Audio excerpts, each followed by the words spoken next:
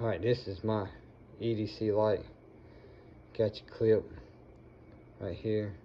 You can turn it around, hook it to your ball cap like so, and you have it hands free and has a magnet. I've shown this before.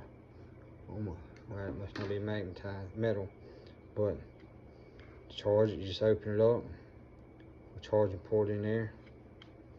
It's got 3 settings: bright,